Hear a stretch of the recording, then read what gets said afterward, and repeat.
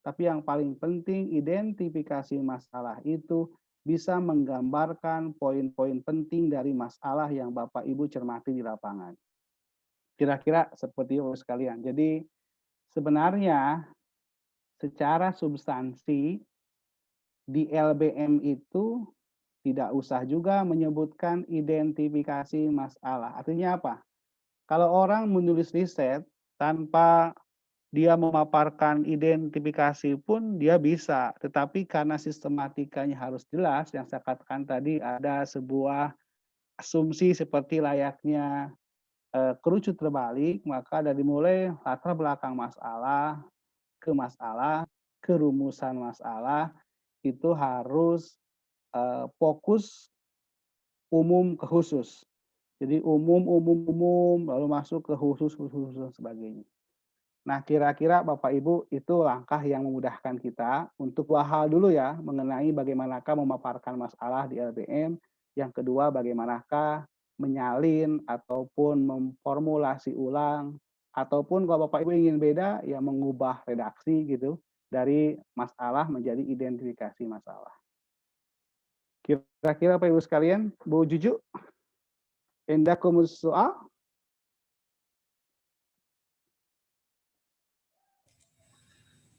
Silakan Bu Juju, ada yang kurang jelas untuk dikonsultasikan saja langsung Bu Juju. Sangat jelas Pak, terima kasih. Boleh bertanya nggak Pak? Boleh, Silakan. boleh Bu. Silakan. Ini Pak ya, Assalamualaikum warahmatullahi wabarakatuh. Salam. Terima kasih untuk Baik. moderator dan host. Terima kasih juga kepada Bapak Rudi. Bapak, sebenarnya saya itu jadi guru itu baru ya Pak. Jadi ikutan kegiatan baru ya? ini, ya.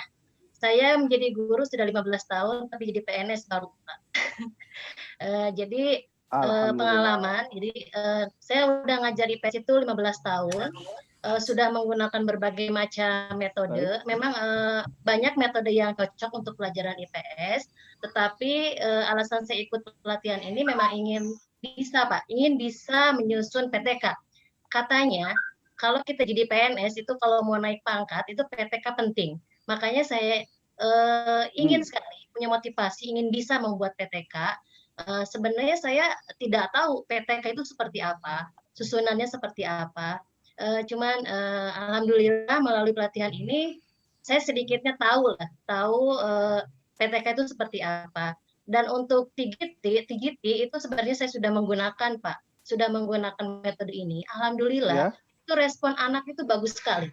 Respon anak suka dengan seperti permainan, kemudian seperti puzzle, kemudian seperti game, itu mereka sangat senang sekali.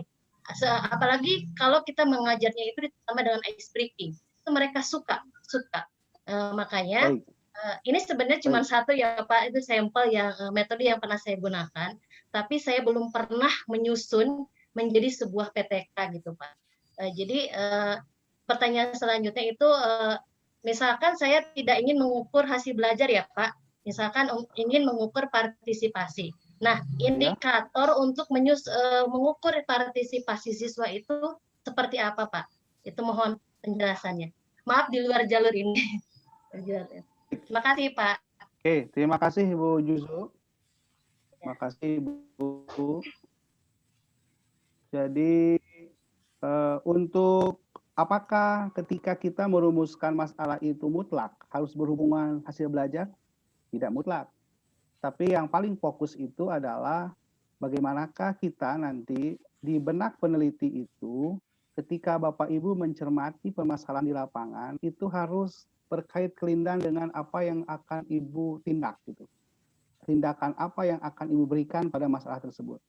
Jadi tidak mesti harus ada hasil belajar. Ibu mau fokus ke partisipasi boleh, Ibu mau fokus lagi pada tanggapan siswa boleh, Ibu mau kolaboratif siswa boleh. Pertanyaan yang cukup bagus Ibu Juju. Jadi apa sih indikator untuk partisipasi? Yang pertama, Ibu itu bisa melihat indikator partisipasi itu pada teori tentang collaborative learning, pembelajaran kolaboratif. Intinya kolaborasi itu, partisipasi itu kan keikutsertaan siswa yang terlibat di dalam pembelajaran. Contoh begini Pak, Bu. Sekelompok anak, misalkan 5 sampai 6 anak satu kelompok. Dia katakan kelompok A.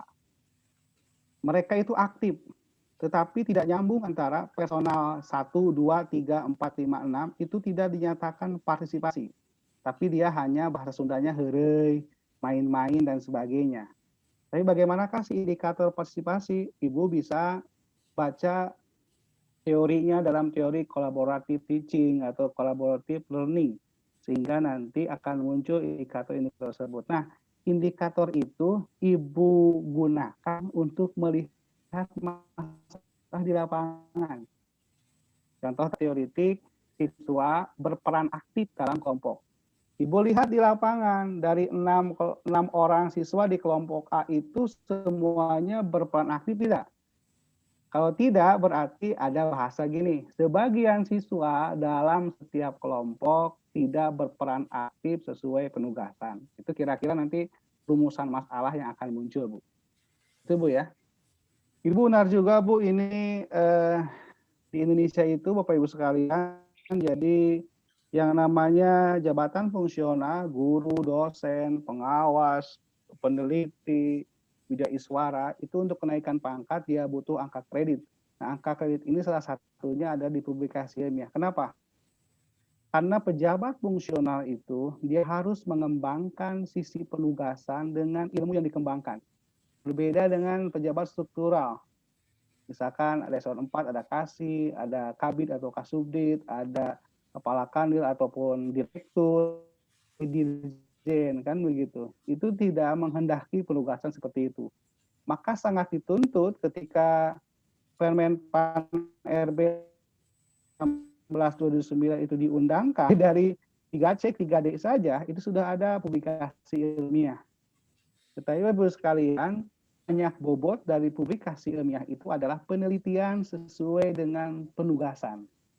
Nah, bahasa ahli karena kita dosen, karena kita WI yang ngajar di kelas, itu bisa menggunakan classroom action research, jadi penelitian tindakan kelas. Ibu tetap semangat, Bu, ya. Jadi bisa, Ibu, kapan PTK dilaksanakan? Kalau Ibu mampu setiap semester pun boleh, Bu. Boleh setiap semester. Jadi hebat ya Bu Juju, jadi PTK itu 4. Semester ganjil kemarin Ibu PTK, tapi tidak bisa karena kita COVID-19 ya Pak Sule, karena PTK itu harus aktif di lapangan, tidak bisa seperti pembelajaran kita hari ini. Lalu semester genap pun kita masih cenderung untuk PJJ begitu, maka nanti PTK-nya itu kita nunggu situasi yang memungkinkan keterlibatan siswa di kelas. Karena kalau Ibu meneliti PJJ, sepertinya agak sulit kan, karena mengambil data. Tapi pertanyaan lebih lanjut, apakah seorang guru boleh meneliti menggunakan penelitian murni? Boleh, tetapi nanti hasil riset Ibu tidak skornya 4. Nanti Ibu hanya akan masuk di artikel penelitian gitu. Jadi 4 menjadi 1,5. Itu Bu ya. Jelas Bu Juju? Jelas ya? Mudah-mudahan sudah bisa dipahami ya. Ya. Jadi tadi kalau bisa disimpulkan dari usulan judul Ibu itu, tolong indikator dan objeknya itu lebih terukur lagi Bu ya, itu intinya. Untuk judul ternyata tidak ada masalah Bu, sudah bisa dilanjutkan. Tinggal masalah ukurannya saja begitu ya, terukur atau tidak terukur ya, melalui deduktif ataukah melalui induktif. Itu mungkin yang dimaksudkan oleh Dr. Rudi tadi ya, narasumber kita. Alhamdulillah. Terima kasih Bu Juju, silakan untuk menyimak dulu ya. Saya ke Bu Susanti ini. Ada Bu Susanti, mana Bu Susanti? Halo Bu Susanti, dibuka mikrofonnya Bu. Tapi nggak ada ya, apa terpental ya? Tadi ada, coba saya invite lagi. Bu Susanti, mana? Oh iya, sudah tidak ada ya di kelas. Sudah tidak ada di room nih Bu Susanti. Oke, tetapi pada dasarnya Pak Rudi, permasalahannya kan sama ya. Jadi malas belajar, kemudian apa ini? Waduh, recording kan putus Partisipasi lagi. gitu kan. Iya. You cannot minimize. Tapi itu mungkin ya. Ya gimana Pak Rudi? Apa perbedaannya kira-kira Bu Juju sama Bu itu Susan? Itu mungkin Pak Sule itu hanya kebetulan saja sama. Sebenarnya ada juga fokus-fokus yang lain. Jadi saya katakan mungkin Bu Juju sama Bu Susanti satu hati gitu kan. Satu hati. Padahal tidak mesti harus begitu. Karena tadi kecermatan melihat masalah itu yang paling penting. Betul. Padahal jauh yang satu di mana Jawa Barat ya, Bu itu. Bu Juju itu di Subang. Bu Juju di Subang, yang satu di Kalimantan Tengah kan, Hulu Sungai Selatan, jauh sekali ya. Karena memang satu hati ya. Oke, baik Pak Rudi, karena memang Bu Susantinya tidak ada, kita langsung ke pelurus saja. Barangkali ada pertanyaan yang kemarin sangat ngebludak sebenarnya, pertanyaan cuman terbatasi oleh waktu. Mudah-mudahan sekarang pada muncul lagi nih. Dan narasumber bisa menjawab ya, mudah-mudahan. Silakan untuk yang akan bertanya, 2 orang saja dulu deh. 2 orang saja dulu, siapa? Kira-kira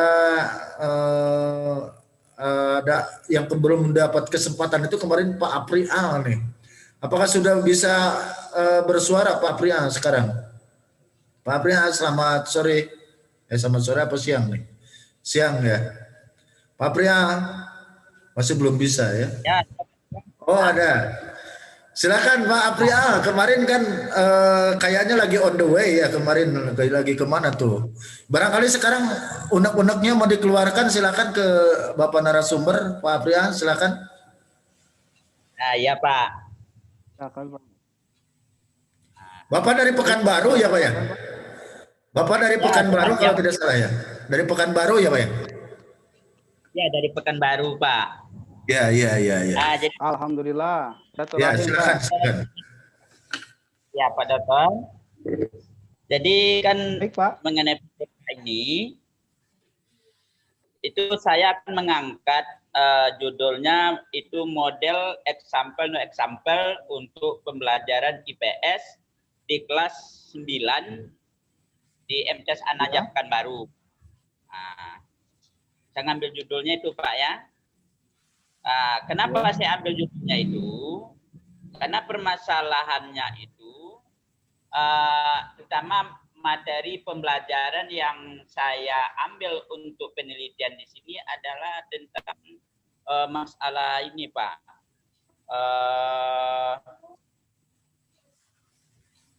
Tentang Indonesia dari masa kemerdekaan hingga reformasi.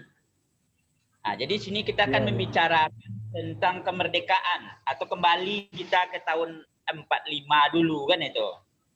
Nah, di dalam pelaksanaan pembelajaran itu, begitu kita menyampaikan kepada siswa, itu sepertinya siswa itu ya kurang begitu tertarik atau tidak termotivasi dalam pembelajaran yang saya sampaikan di kelas itu. Nah, mereka ya banyak bercerita, banyak apakah itu mungkin kesalahan saya, mungkin metodenya yang salah, atau misalnya modelnya yang salah pembelajarannya. Kenyataannya di lapangan banyak seperti itu. Jadi inilah berlatar belakang dari sinilah saya mengambil judul ini. Mungkin yang terbaik, mungkin seperti perang kemerdekaan itu misalnya saya harus banyak mempublikasikan atau menayangkan dalam bentuk video atau gambar-gambar tentang peristiwa-peristiwa kemerdekaan itu, apakah perang Diponegoro misalnya, perang Ibu Bonjol dan sebagainya itu, apakah itu nanti mungkin ada perubahannya atau menghilangkan kejenuhan atau siswa mulai termotivasi nanti dalam pembelajaran IPS itu. Nah, jadi cuma kesulitan kami itu atau saya itu, apalagi saat sekarang pembelajaran tentang perang kemerdekaan itu kan berada di semester 2. Nah, pengalaman saya kalau tentang hubungan sosial itu anak-anak banyak tertarik Pak, sebab dia itu berhubungan langsung dengan lapangan. Kalau masalah judulnya tentang sosial, tentang modernisasi, globalisasi, itu kan banyak berada di semester apa itu gandel itu kan. Tapi begitu masuk misalnya di bab-bab terakhir tiba di perang kemerdekaan itu berada pada sejarah Pak. Di ujung-ujung itu kan di ujung-ujung tuh Pak. Dia berada pada tidak salah itu kan pertemuan kesekiannya. Di situ nampak hasilnya itu setelah saya coba unlock anak-anak itu Pak. Mungkin sebetulnya pelajaran itu mudah. Mereka tahunya yang mereka pikirkan Indonesia merdeka tahun sekian, kan gitu kan. Tapi begitu kita menceritakan tentang sejarah kemerdekaan itu, mereka tuh mulai tidak begitu antusias belajar kan itu. Mungkin motivasinya kurang atau mudah cepat bosan mereka, sehingga mereka banyak. Jadi kalau dibawa ke permainan, kalau kayak pelajaran misalnya di IPS kan ada jual beli ekonomi itu Pak, itu enak. Mereka bisa kita ajak untuk misalnya tata cara berjualan di pasar enak, tapi tiba di sejarah ini Pak. Disitulah sementara itu ada beberapa pertemuan itu ada di situ. Saya mengangkatnya di situ Pak. Jadi inti pertanyaannya apa nih Pak Apria? Inti pertanyaannya apa nih? Apa mau bertanya tentang model pembelajarannya atau justru ke masalah konten gitu? Ya, silakan Pak Apria langsung saja. Ya langsung aja Pak ya. Ya seperti itulah Pak modelnya itu Pak. Ya. Pak, bagaimana sampel ini Pak contoh-contoh. Ya Pak nanti gambar-gambar tentang peristiwa kemerdekaan itu yang saya buat atau dalam bentuk sebuah video perang kemerdekaan misalnya kan, atau peristiwa dari masa ke masa dari kemerdekaan, orde lama, orde baru kan itu di situ tuh Pak. Sampai nanti kan reformasi terakhir itu nanti di situ. Apakah saya itu menyampaikan sudah tertangkap Pak Apria. Mudah-mudahan sudah bisa tertangkap oleh narasumber permasalahan Bapak ya. Ya, Pak Apria. Mudah-mudahan sudah tertangkap permasalahannya bisa dijawab mungkin langsung oleh narasumber. Pak Rudi sudah jelas ya, begitu ya. Jadi bertanya tentang model dan juga bagaimana metode ya, mungkin bicara model sama metode ini. Silakan Pak Rudi untuk dijawab. Pak Sule, bisa izinkan saya untuk share screen lagi Pak? Silakan, siap. Ini masih tidak bisa lagi. Host disable participant. Silakan. Sudah nih, belum? Ya, sudah.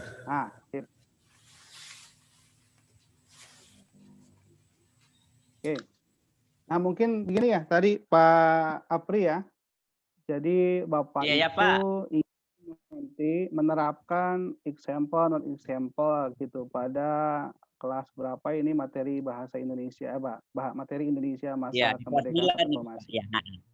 Nah, jadi gini Pak Apri, pengalaman saya ketika meneliti itu, jadi memilih nanti tindakan itu di benak kita sebagai peneliti itu harus sudah memahami satu fokus apa tindakan. Satu fokus apa tindakan itu berarti seorang guru di pengalamannya itu pasti sudah mencoba lalu melaksanakan sampai juga melihat perkembangan hasil dari metode-metode yang Bapak lakukan. Jadi ketika memilih metode A itu sebenarnya ketika memaparkan itu Pak Apri sudah mengalami, sudah melaksanakan metode-metode yang dipilih berdasarkan pada konstruksi materi sesuai KD Bapak Ibu kan begitu. Nah, Pak Apri supaya menolong Bapak untuk merumuskan bagaimanakah sih masalah, bagaimanakah sih menindak dan sebagainya, itu harus ada pertanyaan di benak kita itu 5 hal. Apa tindakannya? Tindakan itu metode. Ataupun saya tidak akan menjelimet menjelaskan what is different about model and method, itu sangat sekali kentara kajian akademiknya. Mau model, mau metode, mau strategi, mau teknik, itu urusan lain ya. Tetapi Bapak Ibu itu bisa menyebutkan. Karena example, non example itu bisa jadi teknik. Ada juga buku yang mengajarkan pada kita metode, example, itu adalah metode. tergantung dari mana langkah-langkah yang Ibu bidik kan Bapak bidik. Tapi menurut saya Bapak Ibu jangan terlalu dipusingkan perbedaan itu. Yang paling penting menetapkan metode apa, cara apa yang digunakan untuk melakukan tindakan. Misalkan di sini tindakannya apa? Tindakannya itu ya itu Bapak Ibu ketika membaca metode A, metode B, metode C, metode sampai bahkan mungkin ratusan metode yang bisa Bapak Ibu jadikan alternatif tindakan. Yang kedua, di benak kita sebagai peneliti itu untuk apa? Kalau Bapak nanti Pak Apri ingin menerapkan model example, ini untuk apa? Apakah fokusnya pada hasil? Apakah fokusnya pada kemampuan pengetahuan? Apakah fokusnya pada aspek keterampilan? Apakah fokusnya pada partisipasi? Apakah fokusnya pada aktivitas atau yang lain? Nah, itu tergantung nanti seberapa besar kita mencermati teori tentang metode A itu pada asumsi-asumsi yang berhubungan dengan langkah. Artinya apa? Ketika Pak Apri itu membaca di buku tentang example misalkan, itu langkahnya seperti apa? Prinsip dasarnya seperti apa? Lalu Bapak baca juga orang-orang sebelum kita yang menghasilkan penelitian berdasarkan example hasilnya seperti apa.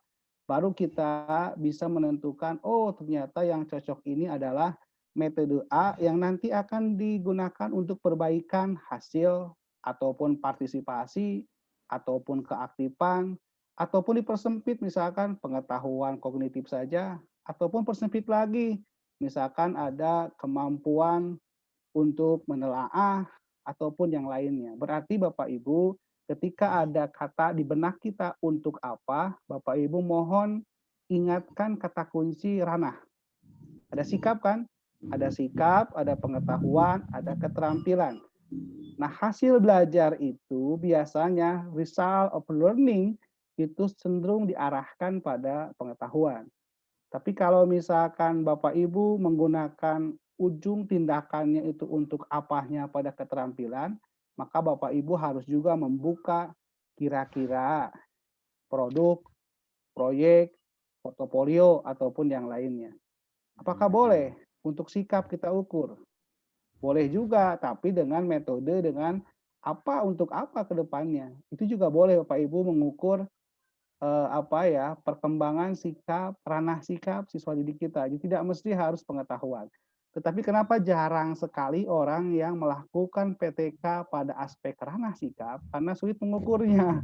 Karena ukurannya harus pakai psikometri, ukurannya harus pakai sosiometri untuk sikap sosial, ada sosiometri. Nah, untuk sikap itu ada psikometri. Nah, makanya keumuman kita kebanyakannya untuk apa ini cenderung pada ranah pengetahuan. Jadi kalau tadi Pak Apri kita gunakan metode model example untuk apa? Ini kan belum jelas. Untuk apanya? Untuk meningkatkan apa? Apakah hasil? Apakah bahasa kita partisipasi atau yang lainnya? Lalu yang ketiga, siapa yang ingin diberikan tindakan? Siswa. Makanya di judul PTK ataupun ketika Bapak merumuskan judul di paragraf terakhir LBM itu harus tampak nyata. Siswa yang mana? Siswa kelas berapa? Kan begitu harus benar, Pak. Misalkan pada kelas 8F. Itu yang apa ya? Yang keempat, materinya apa? Karena PTK itu kan prinsipnya fokus pada tindakan.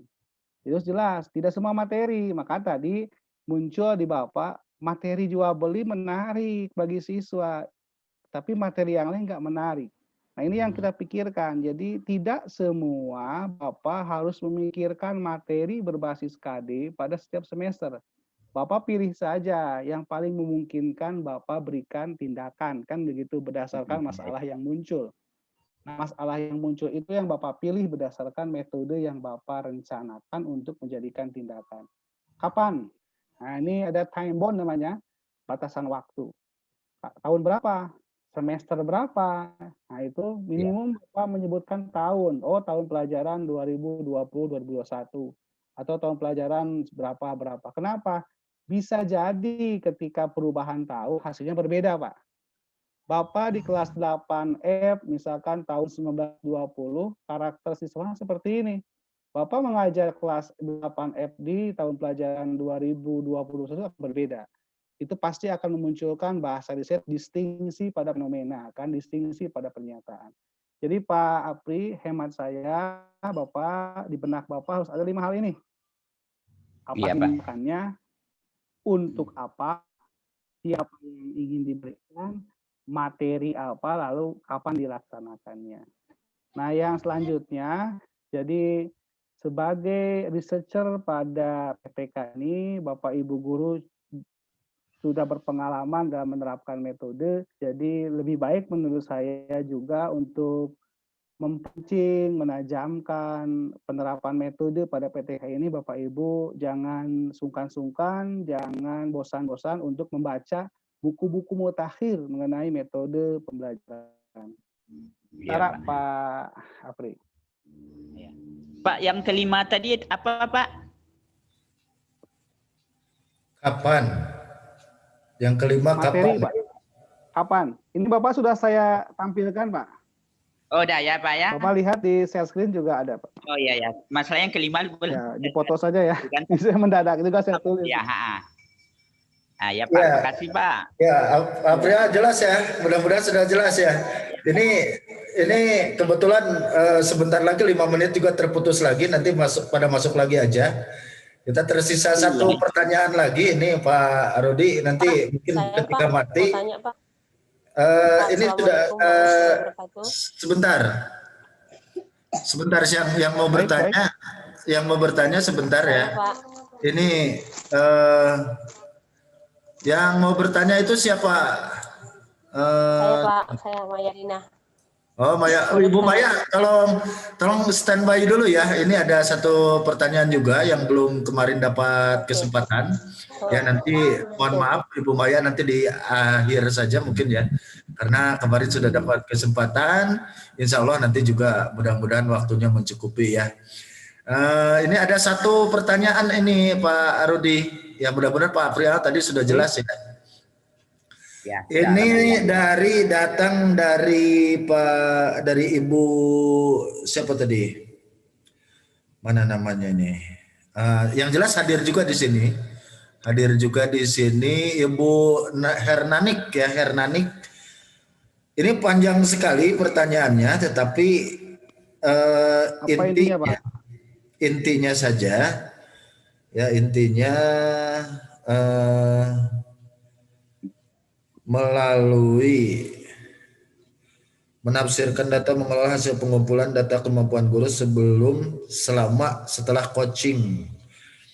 Ini mana ya inti pertanyaannya ya Ibu Hernanik ini. Berikut rancangan dan judul PTK. Maaf, mohon petunjuk Bapak Rudi, apakah sudah benar dan bagaimana cara mengembangkannya? Terima kasih. Nah ini harus dibacakan kayaknya ini Pak Rudi. Atau Pak Sule, silahkan Pak Sule yang share screen-nya. Saya baca di sini. Enggak, ini di WA ini Pak. Bertanyanya di WA Pak. Oh di WA ya. Pertanyaannya di WA ini. Dia atau mungkin langsung saja deh. Langsung ke Bu Hernanik. Ada ya? Bu Hernaniknya ada? Bu Hernanik ada? Silakan Bu, langsung berkomunikasi saja dengan Pak Dokter ya, silakan. Oh ada ya, silakan Bu.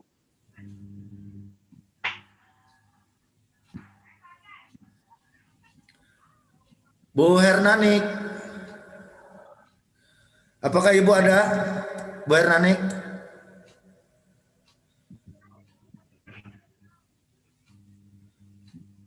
Ya, jadi tidak sempat terrekap gitu Pak pertanyaannya karena memang on the spot gitu ya, tidak sempat saya ketik. Bu Hernanik, apakah sudah ada? Silakan Bu.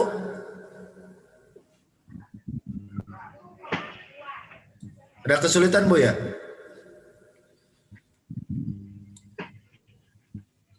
Bu Hernanik?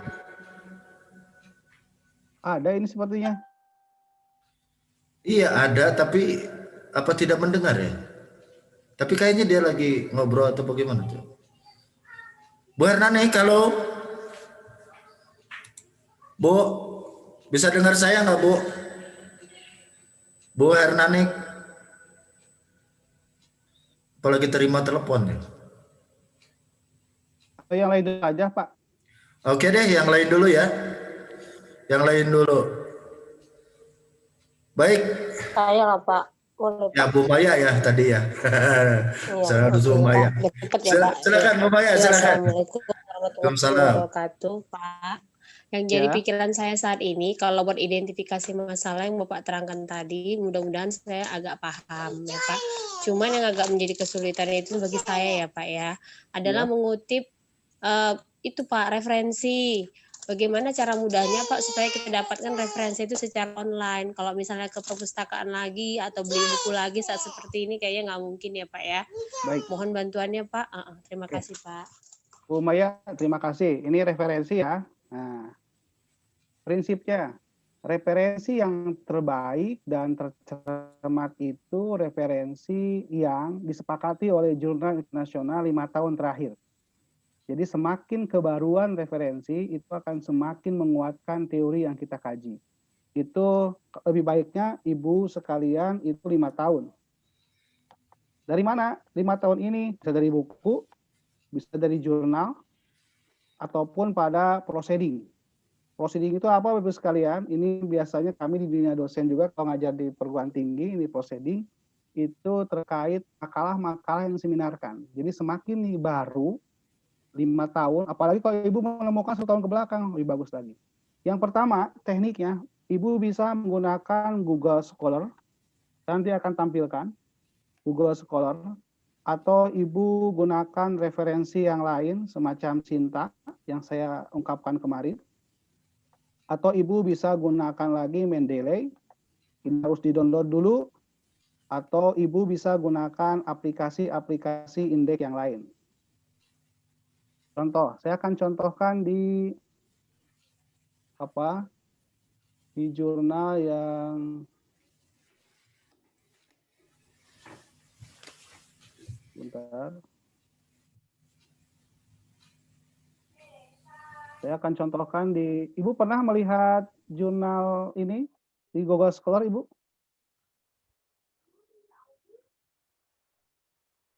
Saya udah pernah searching Pak, Google Scholar saya dapat. Di situ ada beberapa benar. jurnal-jurnal. Nah, itu Saya aja, baca ada Bu. berbahasa Inggris. Tapi dia Pak ini ya Pak, sangat ringkas sekali. Kan dimintanya download, Ya. tapi saya nggak berani download. Saya hanya buka aja. Kita lihat Bu ya, Google Scholar contoh. Ini Google Scholar. Kita lihat. Nah, contoh. Pak, Ibu tentang apa, Bu? Pak belum muncul. Pak belum muncul dia Pak. Di share screen Pak belum ada. Belum ada ya? Belum Pak. Masih tulisan yang tadi. Yang Masih tulisan yang tadi ya. Oke, saya screen dulu. Nah, ini. Nah, ini Bu ya, sudah ya? Udah kelihatan, Bu? Bapak Ibu udah kelihatan ya? Oke, Pak, oke. Oke.